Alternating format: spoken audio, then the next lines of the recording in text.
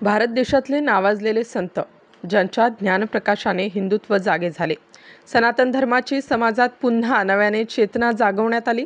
लाखो करोडो भक्त परिवार असलेले हिंदू संत ज्यांच्या आश्रयात अनेक अनाथांना छत्र मिळाले, ज्यांचा छत्रछायेखाली अनेक दिशाहीन भक्तांना प्रेरणा मिळाली, असे संत म्हणजेच परमपूज्य संतश्रेष्ठ श्री आसाराम बापू।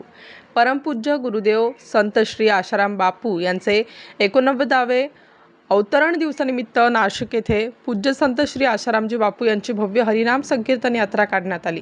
ही यात्रा हजारो भाविकांच्या उपस्थितीत MG रोड, Mehar signal, Ashok Stambh, KTHM college ते LA कॉलेजच्या मैदानात ही यात्रा संपन्न झाली।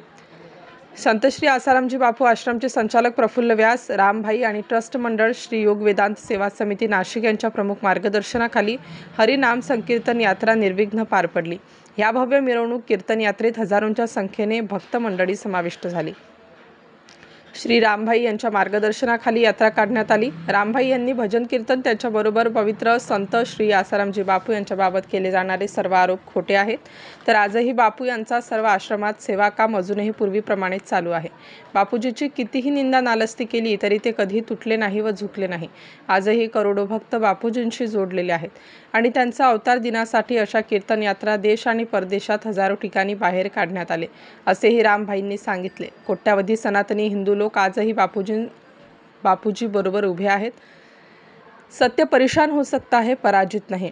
संत श्री आसारामजी बापू आज धर्मासाठी, सनातन संस्कृतीसाठी लढा देत आहेत। त्या सत्याचा विजय एक दिवस नक्की होणार आणि सत्य हे ईश्वर आहे, अशा जयघोषात सनातन धर्माबद्दल आवाहन केले की सनातन धर्म, सनातन संस्कृतीच्या तसेच गौमातेच्या रक्षणासाठी सर्व देशवासियांनी एकत्र येऊन तिच्या रक्षणासाठी प्रयत्न करा। ज्या देशाची संस्कृती मिटली तो देश मिटला।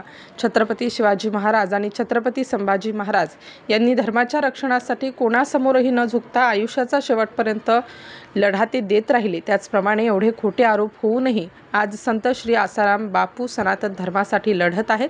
अशा जयघोषाने हजारो भक्त कीर्तनाच्या तालावर नाचत गाजत यात्रेमध्ये सामील झालेले पाहायला मिळाले। यात्रेचा समारोप होताच आसाराम बापू यांची आराधना करत पूजा करण्यात आली। भाविकांनी महाप्रसादाचा आस्वाद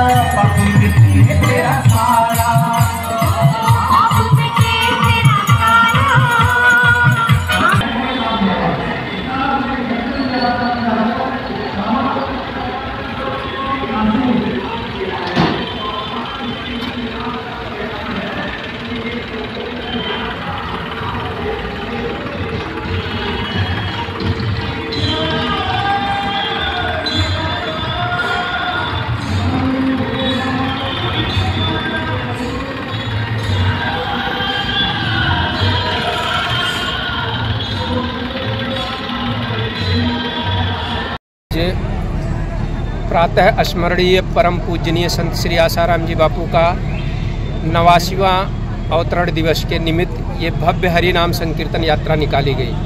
19 अप्रैल को प्रातः स्मरणीय परम पूजनीय संत श्री आसाराम जी बापू का 89वां अवतरण दिवस है और आज ये हजारों लोग सड़कों पे खड़े होकर के ये संदेश दिए, समाज को ये संदेश दिया कि सत्य परेशान हो सकता है लेकिन कभी पराजित नहीं हो सकता है।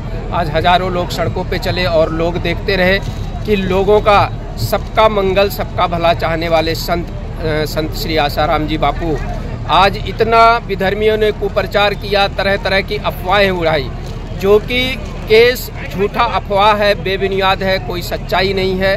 उसके बावजूद भी ऐसे संत को 12 साल तक जेलों में रखा गया, एक क्षण के लिए भी उनको छोड़ा नहीं गया। फिर भी वो सत्य और धर्म के लिए लड़ते रहे, लेकिन विधर्मियों के सामने झुके नहीं, षड्यंत्रकारियों के सामने झुके नहीं। तो आज ये बापूजी ने जो संदेश दिया है और ये हजारों साधक जो सड़कों पे चल रहे वो लोगों को संदेश दे रहे हैं कि अगर एक व्यक्ति को, एक माँ बाप अपने बच्चे को जन्म देते हैं वो भी उनको इस रास्ते पे यानी नहीं चला पाते, बच्चे उनके मनमानी करके गलत रास्ते पे चले जाते हैं। लेकिन आज ये हजारों लोग, छोटे छोटे नन्हे मुन्ने बच्चे हैं, वारकरी संप्रदाय के बच्चे हैं, कई सारी संस्थाएं हैं आज जो संत श्री आसाराम जी बापू के साथ में और संस्था के साथ में खड़े हैं, क्योंकि वो लोग जानते हैं। और समाज को, भारतवासियों को, भारत देश के सभी सज्जनों को मैं ये हृदय से धन्यवाद देता हूँ कि ये विधर्मियों के गुमराह में भ्रमित नहीं हुए।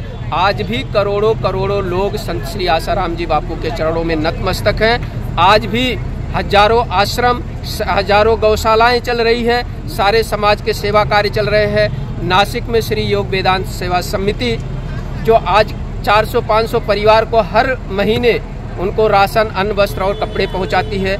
जो लोग जिनके माँ बाप को बच्चों ने संभाला नहीं, आज वो संस्था संभाल रही है।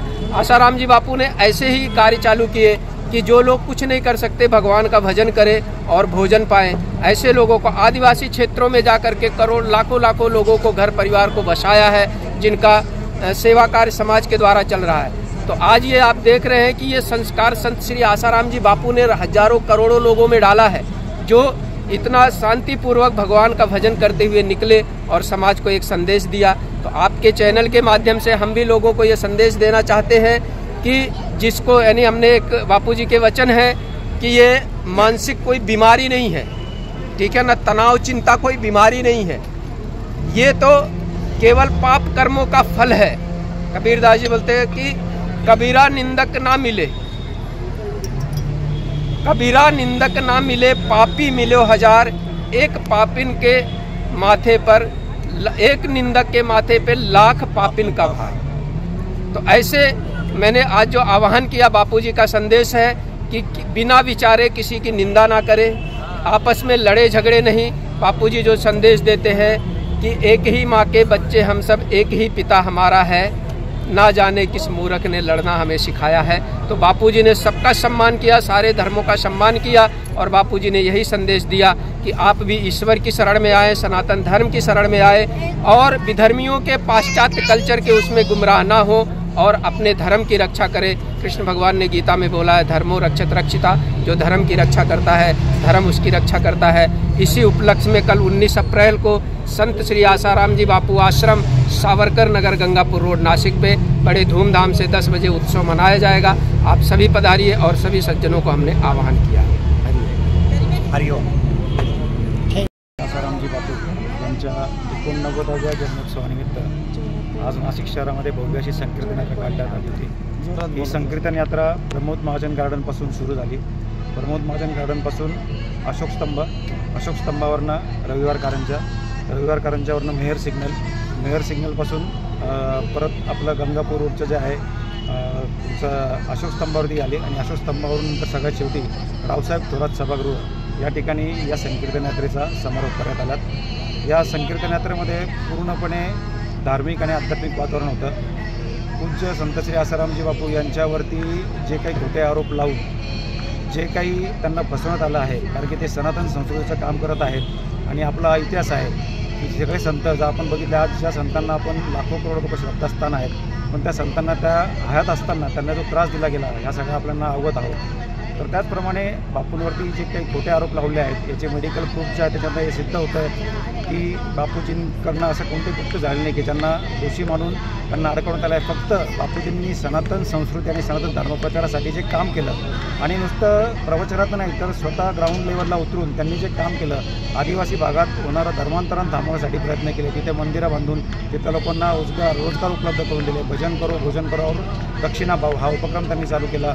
बाल संस्कार केंद्र त्यांनी चालू केले जेणेकरून बाल वयापासूनच मुलांवरती चांगले संस्कार व्हावेत आणि त्यांच्याकडे पुढे देशाची जी आपली नाडी आहे ती त्यांच्या हातात जावी, कारण की आजचे बालक हे उद्याचे भविष्य आहेत। आणि सगळ्यात महत्त्वाचं म्हणजे विवादन सुरक्षा, नंतर व्यसनमुक्ती अभियान, अशा विविध माध्यमातून बापूजींनी जे कार्य केले त्या कार्यामुळे ज्या काही मोठमोठ्या कंपन्या आहेत ज्यांचे तोटे झाले, जसे की तुमचं कोकोकोला हे ज्या मोठमोठ्या कंपन्या त्यांच्या याच्यावरती आलं आणि धर्मांतरण रोखणं हे जे बापूंनी महत्त्वाचं कार्य केलं, लोकांची घरवापसी केली, यासाठी त्यांच्याविरुद्ध षडयंत्र करून त्यांना अडकवण्यात आलं आहे। पण बापूजी निर्दोष आहेत आणि ते निर्दोष सिद्ध होऊन पूर्णपणे बाहेर येतील। न्यायव्यवस्थेवर सर्व भक्तांचा विश्वास आहे। तो आजच्या रॅलीत आपण बघितला असेल, हजारो भक्त या रॅलीमध्ये उपस्थित होते आणि त्यांनी या भजनाचा आणि कीर्तनाचा आनंद घेतला.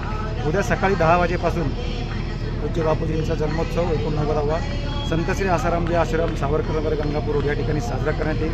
विविध आध्यात्मिक कार्यक्रमांनी हा उत्सव साजरा होईल आणि शेवटी महाप्रसादाने त्याचा समारोप होईल.